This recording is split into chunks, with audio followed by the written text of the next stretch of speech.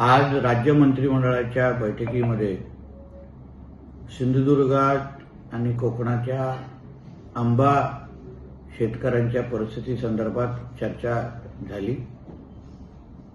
त्या एकंदरीत आंब्याची ह्या सीझनची परिस्थिती मोहर असेल आणि एकंदरीत आंबा गळून पडल्यामुळे आज सीझन असताना पण आंबा शेतकऱ्यांची अतिशय जे दयनीय परिस्थिती आहे याची संपूर्ण माहिती मी आदरणीय मुख्यमंत्री, उपमुख्यमंत्री आणि पूर्ण मंत्रिमंडळाच्या समोर मांडली आणि ते ऐकल्यानंतर आदरणीय मुख्यमंत्र्यांनी संबंधित कृषी खात्याचे मंत्रालयाचे जे सचिव आहेत त्यांना ह्याबद्दल सखोल अभ्यास करायला सांगितला, माहिती गोळा करण्यासाठी सांगितली।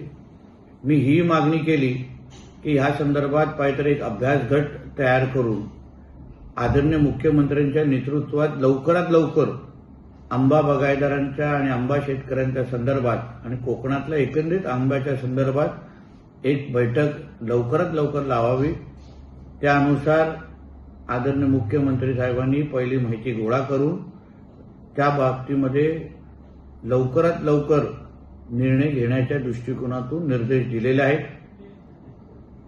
राज्य सरकार म्हणून आंबा शेतकऱ्यांच्या मागे आम्ही खंबीर पद्धतीने उभे आहोत आणि लवकरात लवकर मदत देण्याच्या दृष्टिकोनातून आमचं काम सुरू झालेलं आहे।